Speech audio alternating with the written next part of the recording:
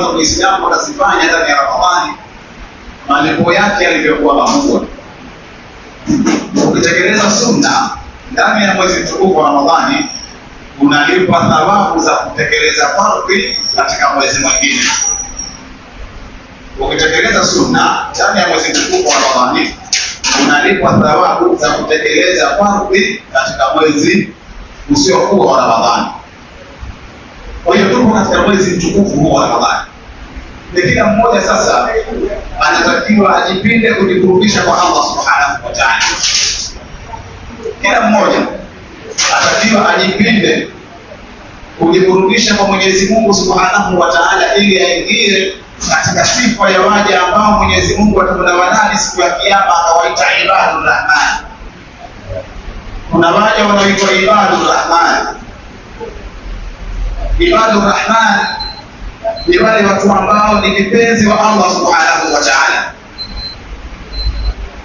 Ibadur Rahman ni wale watu ambao ni wanyenyekevu kwa Allah Subhanahu wa Ta'ala.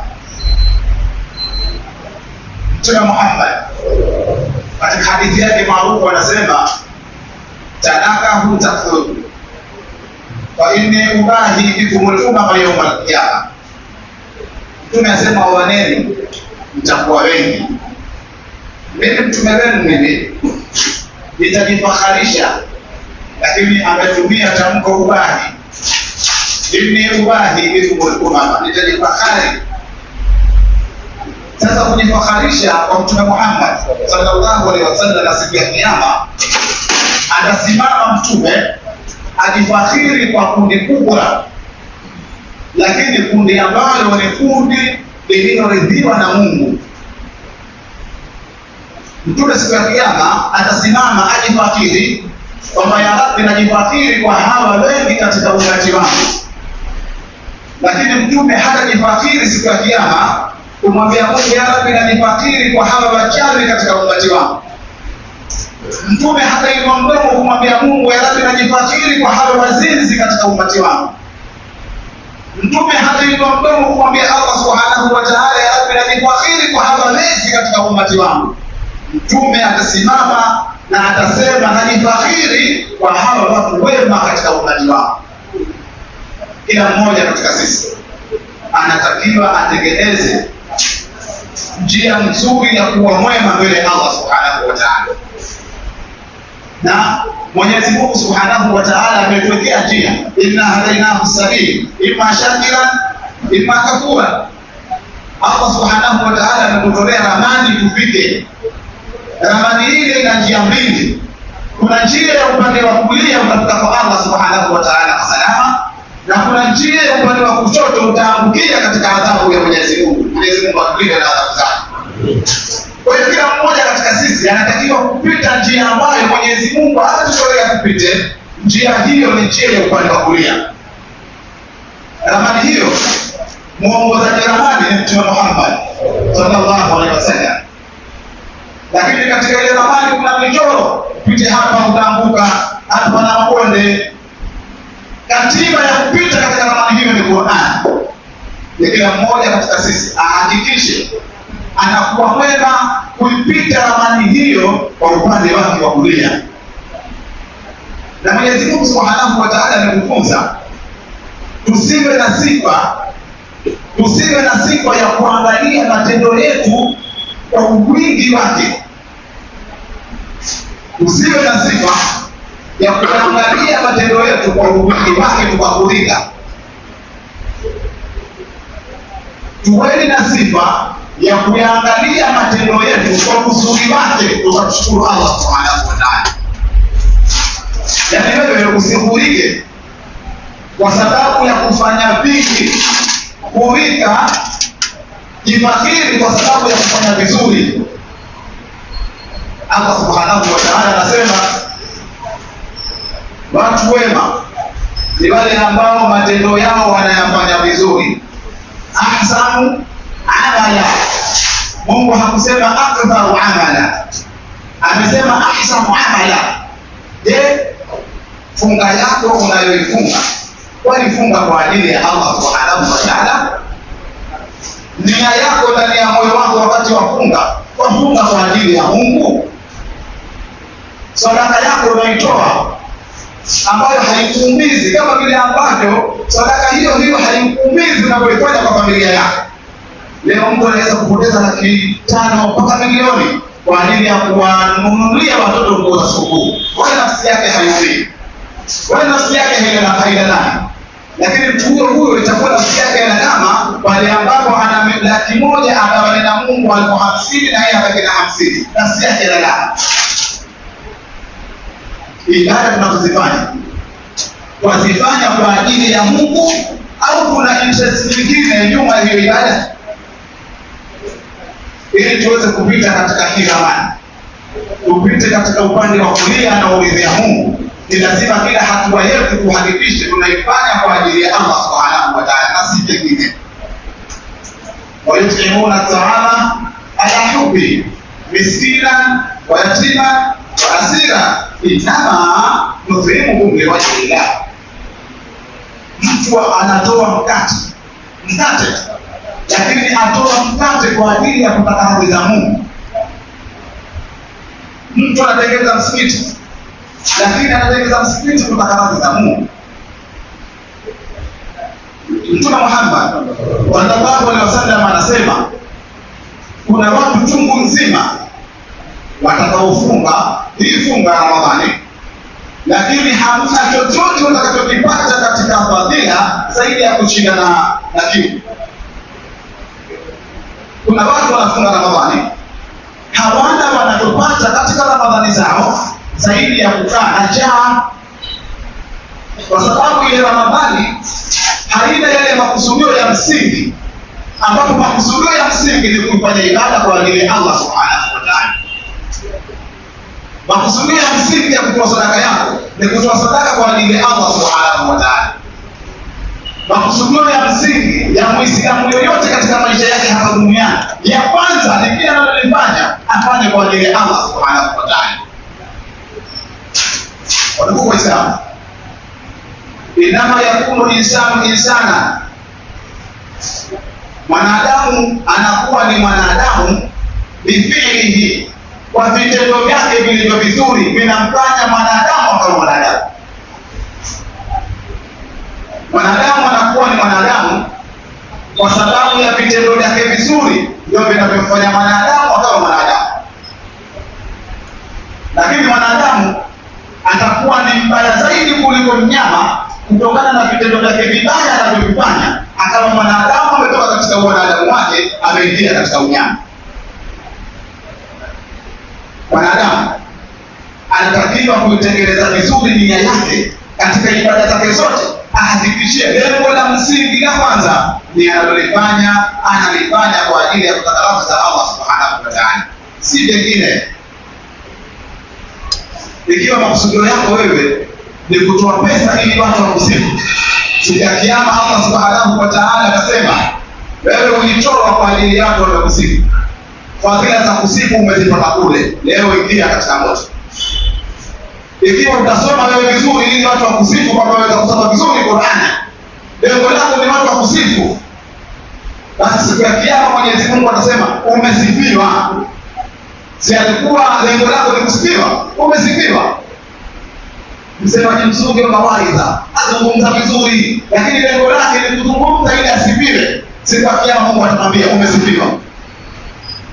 Mkarimu alikuwa akichora sana, hapiti na jambo katika jamii yake anasaidia, lakini lengo lake la kusaidia ni ili watu wamsifu kwamba huyu ni mkarimu. Siku ya kiyama ataambiwa umesifiwa. Kwa hiyo ndugu Waislamu, tuzitakase nia zetu, kuhakikisha kwamba kila wanalofanya walifanya kwa ajili ya kutaka radhi za Allah. Hapo ndio tutakaposalimika. Lakini inawezekana mwanadamu ukawa umepewa umri wa miaka 80, miaka 50 yote ukajipinda katika ibada, alafu utakakuta akhera ni habaa matua. Ibada zako zote ni kama vumbi, hauna lililopata. Kwa nini? Kwa sababu ulifanya watu wakuone wafanye. Kinachozingatiwa ni kufanya kwa ajili ya kutaka radhi za Allah. Ndio maana Mtume anasema katika hadithi yake, Mwenyezi Mungu wakati mwingine anajiangalia hii dunia, akataka kuadhibu watu walio katika dunia, lakini aliwaangalia wale ambao wanasimamisha nyumba za Mwenyezi Mungu kwa ibada, wal mustaghfirina bil asghar, na wenye kutaka msamaha wakati usiku mwingi, salafu adhabu mimi. Mungu akaiondoa adhabu. Kwa sababu watu wanaamka saa 8 ya usiku, yuko yeye na Mungu. Akatoka machozi yeye na Mungu. Hata nilipoenda pale ni yeye na Mungu. Ya Rabbi, mimi ni dhaifu. Ninayoyatuma kuanzia asubuhi mpaka saa 4 ya usiku naenda kitandani. Ya Rabbi, nisamehe makosa yangu. Ya Rabbi, wasamehe wazazi wangu. Ya Rabbi, wasamehe Waislamu wote kwa ujumla. Afanya haya yote kwa ajili ya kutaka radhi za Allah Subhanahu wa Ta'ala. Watu Waislamu, tusifurike kwa rangi zetu. Baba Muislamu kwa sababu ya rangi yake akafurika, akamdharau mwenzake. Muislamu asifurike kwa sababu ya cheo chake. Kwa sababu ya cheo chako ukamdharau mwenzako. Muislamu asifurike kwa sababu ya mkoa anaotoka, kwa sababu ya nchi anayotoka. Hivi umejiuliza ni hikima gani Mwenyezi Mungu ameiweka kwa wanadamu duniani? 99% na kuendelea. Wanadamu 99% wana nywele nyeusi lakini wana nyayo nyeupe. Unajiuliza ni kwa hikima gani Mwenyezi Mungu ameweka? 99% ya wanadamu ulimwenguni wana nywele nyeusi, wana nyayo nyeupe. Kuna wanadamu wana nyayo nyeusi. Kwa hiyo mtu asifurike kwa sababu ya kumdharau mwenzake eti kwa sababu ya rangi, eti kwa sababu ya cheo. Mwanadamu anakuwa ni mwanadamu mwema kwa sababu ya vitendo vyake, si kwa sababu ya cheo. Mwanadamu anakuwa ni mwanadamu kwa sababu ya vitendo vyake vizuri, si kwa sababu ya mkoa anaotoka. Kwa hiyo tusiteketeni vizuri ibada zetu. Ikiwa Allah amekuwafikisha kukutia ndani ya Ramadhani, itumie vizuri Ramadhani, ili ikitoka uwe ni katika ambao wamefaidika kuwamo ndani ya Ramadhani. Kubwa ni kuzitakasa nia zetu na kufanya mambo kwa ajili ya Allah Subhanahu wa Ta'ala. Uislamu ni mfumo mzima maisha ya mwanadamu. Kwa hiyo kila hatua unayoipiga unatakiwa maisha yako yawe ni ibada. Pale wauza hali ya kuwa Uislamu uko na wewe. Mchuuzi wa samaki akiwa anachuuza samaki, pale anachuuza samaki, Uislamu uko na yeye. Mkulima akiwa analima, pale anapouza mazao yake, Uislamu uko na yeye. Imamu akiswalisha, pale anaposwalisha, Uislamu uko na yeye. Hakuna wakati Uislamu yuko pembeni, Uislamu uko pembeni. Hakuna wakati huo. Kila unalofanya nifanye kwa ajili ya Allah Subhanahu wa Ta'ala. Kwa Uislamu, nimalizie kwa kisa kidogo. Bwana mmoja alimfuata mwanawe kitandani. Saa 12 akafuata mtoto kitandani kalani. Baba akampiga mtoto. Baba, hivi saa 12 jiandae na shule. Mtoto akamgeuka baba yake amuuliza, "Ni madha? Fanya mche ni shule. Faida yake ni nini? Nini maana ya kwenda shule?" Baba wafundishwa hapa, mtoto akikuuliza watakiwa kumjibu. Baba wengine kama hapo kwa mtoto kwa sababu ya mabao kama 7, mimi nakuambia ndio shule kuuliza kwa sababu gani? Kaa naye kwanza umueleweshe kwa nini unataka kwenda shule. Amwambia baba, watakiwa kwenda shule ili usome kama komfort. Tutamuuliza nikishaanza komfort utafaulu kupata form 6. Nikifika form 6 baba endelea kuzungumza na mwanawe, utafaulu kwenda chuo. Baada ya chuo uta graduate, utapata shahada. Vizuri baba, nimepata shahada. Baada ya kupata shahada mwanangu utapata kazi. Utapata shahada, utapata kazi yako nzuri. Wewe ndio naye. Baada ya kupata kazi nzuri, baba mwambie mwisho wa mazungumzo yao, baada ya kupata kazi nzuri utapata pesa. Baada ya kupata pesa utastarehe. Mtoto akamwambia baba, baba, kumbe jaraba lote unanipigia, mwisho wa mazungumzo yetu ni mimi kustarehe. Basi mimi nimestarehe hapa, niko kitandani kama wewe ndio unanipata. Kwa hiyo kama mimi niende nirudi, mwisho wa yote ni kustarehe. Mimi nimestarehe hapa. Kwa hiyo hadithi zetu tunaishi mimi na wewe hapa. Mimi hapa niko nimestarehe. Hata gani sasa mimi kwenda shule? Kumbe ukienda shule nikarudi mwisho tutapata pesa, mwisho kustarehe. Ndio starehe. Alhamdulillah, nashukuru Allah. Wewe niache mimi na starehe yangu. Kama leo unaonipigia kelele, nikwenda huko ili mwisho ni starehe. Mimi ni starehe. Angalia hizi fikra tunazozijenga. Lakini kama huyu mtoto ungejenga tangia mwanzo, kusoma kwako ni kwa ajili ya ni kwa ajili ya kutaka za Mungu, asingefika katika hatua ya kustarehe. Lakini je, tumewatengeneza watoto hao kwamba ile kuanza nasari malengo yake makubwa yawe asoma kwa ajili ya Allah? Tunatengeneza watoto hao. Mtoto yeyote umemtengeneza leo, ukimuuliza atakwambia yale ya ulimwengu. Lakini kwanza tuwatengeneze watoto ili ajue lengo lake la msingi ni kusoma kwa ajili ya Mungu. Wanasema moyo wa mtoto al-ardhu khaliya, ni kama ardhi iliyokame. Chochote utakachokitupa kabilatu huu itapokea. Kwa hiyo ukianza kumfundisha kwamba malengo yako ya msingi ni kwa fulani, akili yake itajenga hivyo ni kwa fulani. Hata yeye kale lengo la msingi kwamba alifanya kwa ajili ya Allah. Kwa hiyo Muislamu, kila mmoja katika mimi na nyinyi wenzangu tunanisikiliza, msitengenezeni funga zetu kwa ajili ya Mwenyezi Mungu. Usitengenezeni sadaka zetu kwa ajili ya Mwenyezi Mungu. Usitengenezeni swala zetu kwa ajili ya Mwenyezi Mungu. Usitengenezeni amali zetu zote kwa ajili ya Allah Subhanahu wa Ta'ala. Tumwombe Mwenyezi Mungu Subhanahu wa Ta'ala kwa rehema yake na kwa ukarimu wake na kwa ukubwa wake, kama ambavyo tumekusanyika katika msikiti huu, atukusanye tukiwa na Mtume Muhammad sallallahu alaihi wasallam. Mwenyezi Mungu akubali somo zetu, Mwenyezi Mungu akubali sala zetu, Mwenyezi Mungu akubali ibada zetu zote. Kwa hayo machache niseme wafaka Allahu lima yuhibbu wa yarda. Assalamu alaykum wa rahmatullahi wa barakatuh.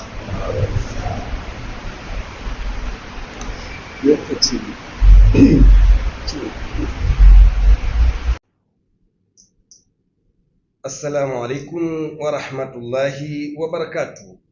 Wapenzi watazamaji wa chaneli Ndauka TV, leo Ndauka TV imeweza kuswali katika Masjidi Ngazija iliyopo jijini Dar es Salaam. Kwa sasa tupo na ustadhi ambaye aliosoma hutuba. Atajitambulisha nani, pia ataeleza mawili matatu kwa ujumbe tu wa Allahu hadha wa jalla na mtume wetu Muhammad sallallahu alaihi wasallam. Ustadhi, karibu ili wasikilizaji wa Ndauka TV waweze kuyapata mawili matatu, pamoja na umetoa hutuba, lakini kuna mawili matatu ili tuweze kufunga kipindi chetu. Karibu tujiunge nawe. Bismillahirrahmanirrahim. Ndugu zangu watazamaji wa Ndauka TV online, mimi naitwa Sheikh Isa Abdallah Ibrahim, ambaye ni imamu mkuu wa msikiti Ngazija, msikiti uliopo kati ya mtaa wa India na Sewa jijini Dar es Salaam. Shukuru Mwenyezi Mungu Subhanahu wa Ta'ala katika mwezi mtukufu wa Ramadhan, na kuzungumza na kuyakumbusha ni yale ambayo tumezungumza katika hutuba ya Juma ya leo. Hutuba yetu ikihusia sana katika funga ya mwezi mtukufu wa Ramadhan, ikimhusia Muislamu katika funga yake ya upendo na huruma, na pia khatibu amehusia sana kwamba ibada zetu zote tuzifanye kwa ujuzi, ibada za swala, ibada za funga, ibada za hija, na pia tuzifanye ibada zetu kwa ajili ya Mungu, kwa ajili ya Allah Subhanahu wa Ta'ala, ambazo ukiangalia ni katika masharti ya ibada zetu ambazo tunazifanya kwa maelekezo ya Mtume sallallahu alaihi wasallam. Ibada zote zimeletwa juu ya masharti na ibada zote zimeletwa juu ya maelekezo maalum. Naam ustadhi, tunashukuru sana. Kama alivyoeleza wapenzi watazamaji wa chaneli yetu ya Ndauka TV, hapa nipo katika Masjidi Ngazija uliopo jijini Dar es Salaam. Mimi ni Darwesh Dua kutoka Ndauka TV. Wabillahi tawfiki, wassalamu alaikum wa rahmatullahi wa barakatuh. Ndauka TV, elimu kwanza.